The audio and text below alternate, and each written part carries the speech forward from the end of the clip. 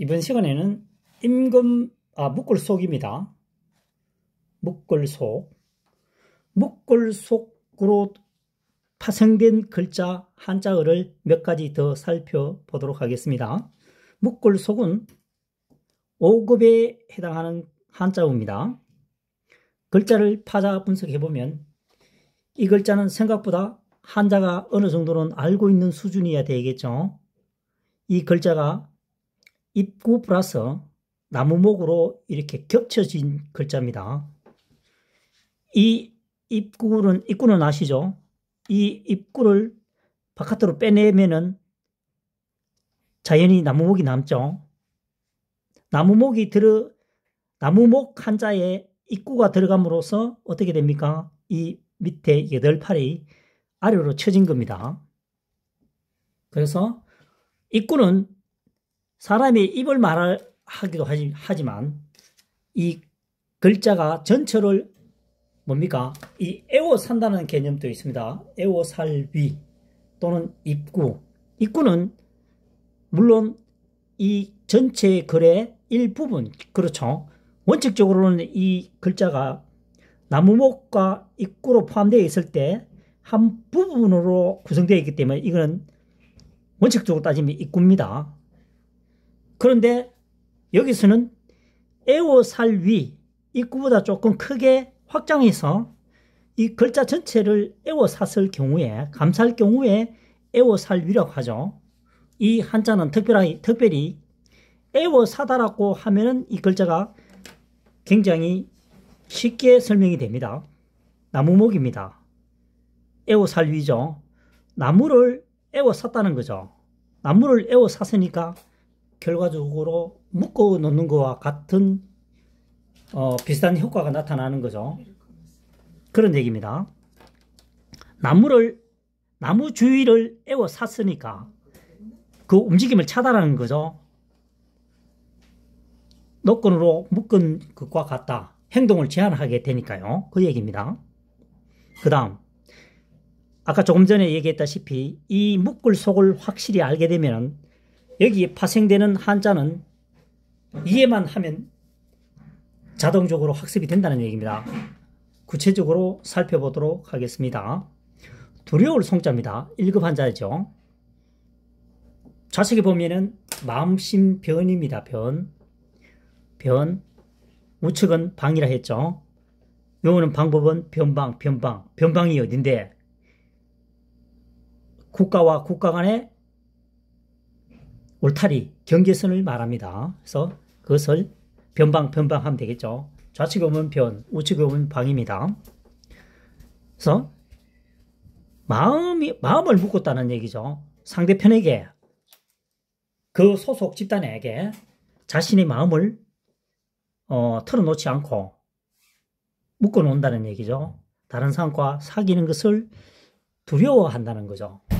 자기에게 어떤 비밀이 있으니까 비밀을 얘기하면 자기에게 불이익이 있을 것 같으니까 마음을 묶어놓는다, 이런 얘기죠. 그래서 이 한자어는 두려울 송이 되겠습니다. 황송하다 할 때 두려울 송입니다. 그 다음 매울 날짜입니다. 맵다는 얘기입니다. 맵다, 싱겁다, 맵다, 이 얘기입니다. 1급 한자에 포함됩니다. 매울 신, 이 굉장히 많이 보는 한자죠. 신라면 할 때 신입니다. 매울 신. 자, 그러면은 매울 날짜는 어떻게 됩니까? 매울 신 플러스 묶을 속으로 결합이 되어 있죠. 결합된 것을 분리한다는 거죠. 파자 분석을 하게 되면 파자 분석이라고 하는 것은 깨트릴 파, 글자를 깨트린다는 거죠. 글자를 분리시킨다는 얘기하고 같은 얘기입니다. 비슷한 얘기입니다. 그래서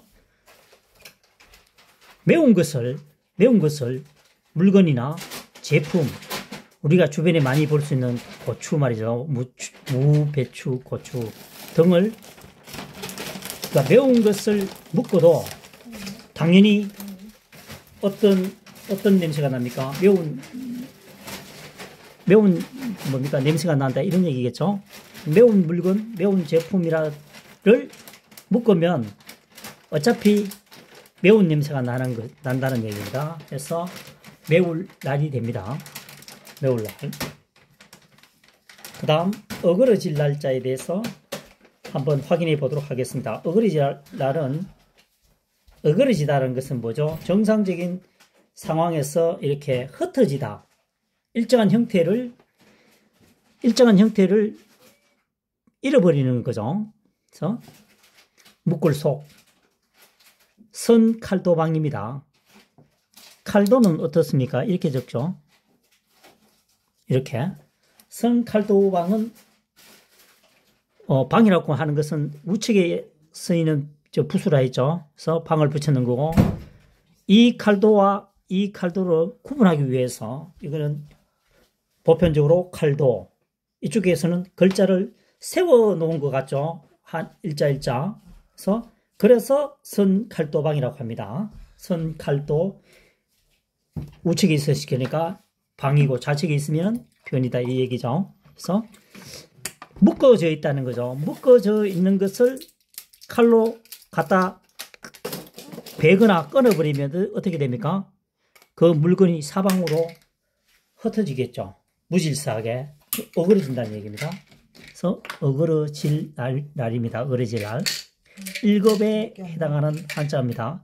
다시 설명해 보면 묶어놨습니다. 묶어둔 것을 칼로서 베거나 끊어버리니까 어떻게 됩니까? 그 제품이, 그 물건이 사방으로 무질서하게 흩어져 간다는 거죠. 어그러진다는 뜻입니다. 그 다음 반대적으로, 반대의 뜻으로, 반대의 의미로 발랄하다, 활달하다 할 때 날도 됩니다. 왜냐하면 묶어놨던 것을 구속을 하다가 풀어주니까 네 맘대로 해라 이런 거죠. 내 맘대로 해라. 그것은 발랄하게 행동을 할 수 있겠죠.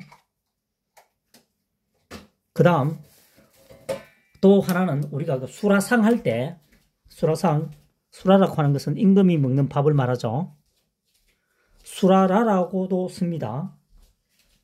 그래서 밑에 한자를 표기해 놨죠. 수라. 이때 묘하게 물수자를 씁니다. 여기에. 라는 수라라. 일반적으로는 수라라 외에는 어떻게 쓴다?